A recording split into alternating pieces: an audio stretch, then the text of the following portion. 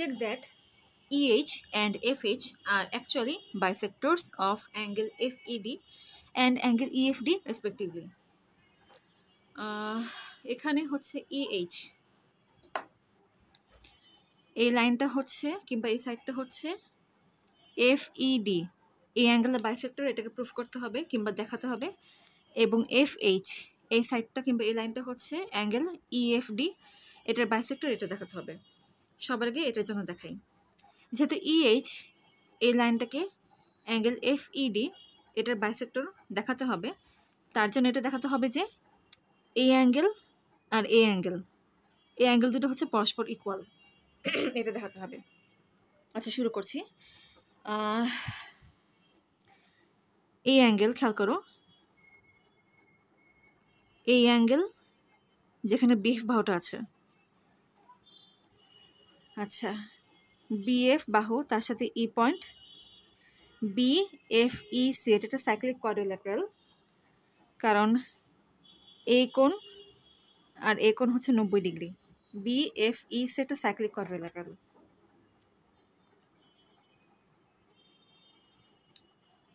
মানে 4টা পয়েন্ট একটা সার্কেল ড্র করা যাবে। এই যে সেই BFEC একটা সার্কেল। খেয়াল করো, এই অ্যাঙ্গেল নিয়ে চিন্তা করছি আমি, এই অ্যাঙ্গেল নিয়ে। আচ্ছা, এই অ্যাঙ্গেল হচ্ছে এই চাপের উপর অবস্থিত। বৃত্তের একই চাপের উপর দ্বন্দ্বমান সকল বৃত্তস্থ কোণ কিংবা ইনস্ক্রাইবড অ্যাঙ্গেল সসমুখী হওয়া সমান হয়। এই চাপের উপরে এটা একটা ইনস্ক্রাইবড অ্যাঙ্গেল কিংবা বৃত্তস্থ কোণ, আবার এই সেম চাপের উপরে এটা একটা বৃত্তস্থ কোণ কিংবা ইনস্ক্রাইবড অ্যাঙ্গেল। তার মানে হচ্ছে যে এই যে এই অ্যাঙ্গেলটা আর এই অ্যাঙ্গেলটা, অর্থাৎ অ্যাঙ্গেল FEB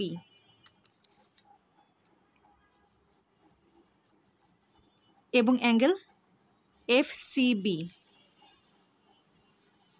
এই দুটো কোণ পরস্পর সমান হবে, কারণ এরা দুজনই হচ্ছে বৃত্তের একই চাপের উপর অবস্থিত দুটা বৃত্তস্থ কোণ।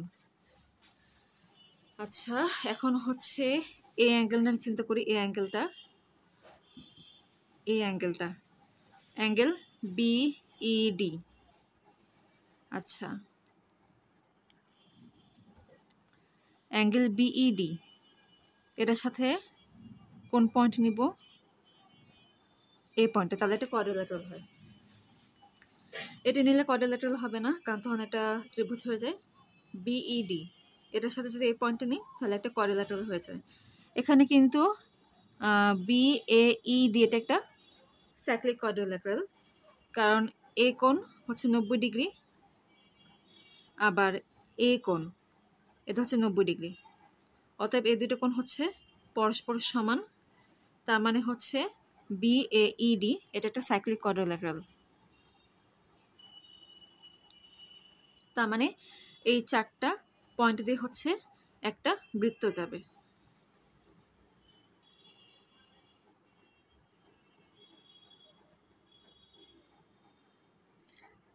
আচ্ছা, বৃত্তটা কিভাবে আঁকছি এটা আসলে একটু চোখের আন্দাজই করছি। যেহেতু এটা হচ্ছে 90 ডিগ্রি, তার মানে এটা হবে ব্যাস। এটা মোটামুটি একটা অর্ধেক পয়েন্টটা কেন্দ্র করে তারপর হচ্ছে সমান ব্যাসার্ধ নিয়ে বৃত্তটাকে আঁকলাম। আচ্ছা, এখন হচ্ছে খেয়াল করো, BAED এই বৃত্তের এই কোণটা নিয়ে চিন্তা করছিলাম, এই কোণটাকে নিয়ে। আচ্ছা, এই কোণটা হচ্ছে এই যে এই কোণটা নিয়ে চিন্তা করছিলাম, তো এই কোণটা হচ্ছে এই চাপের উপর অবস্থিত। এই চাপের উপরে কোণ BED এটা বৃত্তস্থ কোণ, আবার সেম চাপের উপরে কোণ BAD এটা একটা বৃত্তস্থ কোণ, অর্থাৎ একই চাপ BD এর উপরে কোণ BED এটা একটা বৃত্তস্থ কোণ, এবং একই চাপ BD এর উপরে কোণ BAD এটা একটা বৃত্তস্থ কোণ। একই চাপের উপর দ্বন্দ্বমান সকল বৃত্তস্থ কোণ পরস্পর সমান, তার মানে এই দুটো কোণ পরস্পর সমান হবে, অর্থাৎ এই কোণ এবং এই কোণ, এই দুটো কোণ পরস্পর সমান হবে। এখন খেয়াল করো, যদি এই দুটো কোণকে সমান প্রমাণ করতে পারি তাহলে এই দুটো কোণ সমান অটোমেটিক্যালি প্রমাণ হয়ে যাবে। তার মানে এখন এই দুইটা কোণ মানে এ পয়েন্ট আর সি পয়েন্ট এটাকে লাগবে, আর কোয়াড্রিল্যাটারাল লাগবে, সেটা তাহলে এফ আর ডি নিব, কারণ বি নিলে তো সেটা কোয়াড্রিল্যাটারাল হবে না, ট্রায়াঙ্গেল হয়ে যাবে। তার মানে এ এফ ডি সি এই কোয়াড্রিল্যাটারাল চিন্তা করব। এ এফ ডি সি এই কোয়াড্রিল্যাটারালের মধ্যে এ কোণ হচ্ছে 90 ডিগ্রি এবং এ কোণ হচ্ছে 90 ডিগ্রি, এই দুটো কোণ সমান, তার মানে এটা একটা সাইক্লিক কোয়াড্রিল্যাটারাল। অতএব এই 4টা পয়েন্ট দিয়ে হচ্ছে একটা সার্কেল যাবে।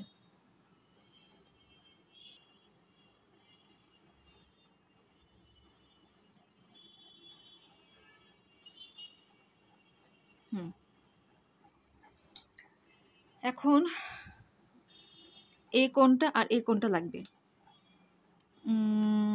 এই কোণটা খেয়াল করো, এই সার্কেলের এফ ডি এই চাপের উপর অবস্থিত, মানে এই চাপের উপর অবস্থিত। আবার এই কোণটা খেয়াল করো, এটা হচ্ছে বৃত্তের এফ ডি চাপের উপর অবস্থিত। অবশ্যই খেয়াল করবে আমরা কোন কোণে কাজ করছি এবং কোন কোণে কাজ করতে হবে, সেটা খেয়াল করলে তাহলে হচ্ছে অটোমেটিক্যালি বুঝতে পারবে তোমাদেরকে হচ্ছে কিভাবে স্টেপসগুলো আগাতে হবে। আচ্ছা, খেয়াল করে যখন এই কোণে চিন্তা করছি, এই কোণে ভাবে বর্ধিত করি, সেটা হচ্ছে বর্তমান বৃত্তের এফ ডি চাপের উপর অবস্থিত। আবার যে এই কোণটার যদি বাহু দুইটাকে দেখি, সেটা হচ্ছে এফ ডি চাপের উপর অবস্থিত। অতএব এফ ডি কিংবা ডিএফ এই চাপের উপরে এফ এ ডি এটা একটা বৃত্তস্থ কোণ। আবার ডিএফ এই চাপের উপরে কোণ এফ সি ডি এটা একটা বৃত্তস্থ কোণ। অর্থাৎ ডিএফ এই চাপের উপরে এফ এ ডি এটা একটা বৃত্তস্থ কোণ। আবার ডিএফ এই চাপের উপরে এফ সি ডি এটা একটা বৃত্তস্থ কোণ। এখানে ছিল চাপ ডিএফ, একই চাপের উপর দ্বন্দ্বমান সকল বৃত্তস্থ কোণ পরস্পর সমান, তার মানে এই দুটো কোণ হবে পরস্পর সমান। আচ্ছা, এখন হচ্ছে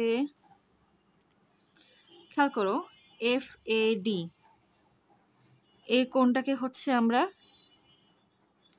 বিএডি লিখতে পারি, কারণ বিএডি আর হচ্ছে এফ এডি এটা হচ্ছে সেম কোণ, কারণ এই কোণের কোনো পরিবর্তন নেই। অতএব এই কোণের জায়গায় লিখতে পারি হচ্ছে কোণ বিএডি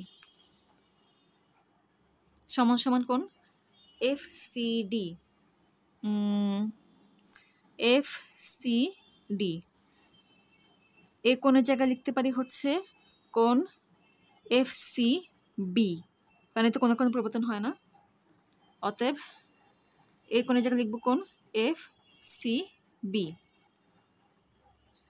আবার খেয়াল করো কোণ বিএডি এটা হচ্ছে কোণ বিইডি এটার সমান, অতএব এটা হচ্ছে কোণ বিইডি এর সমান ইকুয়ালস টু কোণ এফসিবি। এই কোণটা হচ্ছে কোণ এফইবি এর সমান। অতএব বিইডি সমান সমান আমরা কি পেলাম এফইবি। আবার খেয়াল করো কোণ বিইডি এই কোণকে লেখা যায় হচ্ছে কোণ এইচইডি সমান সমান এফইবি এই কোণকে লেখা যায় কোণ এফইএইচ।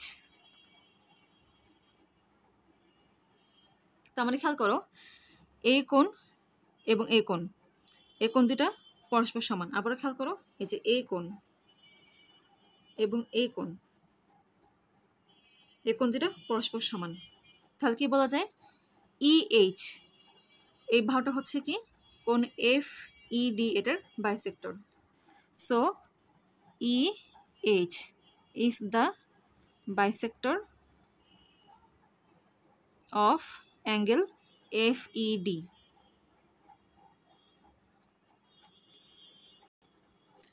এখন একইভাবে আমরা পরবর্তী ভিডিওতে এটা প্রমাণ করব যে এফএইচ এই লাইনটা হচ্ছে অ্যাঙ্গেল ইএফডি এটার বাইসেক্টর।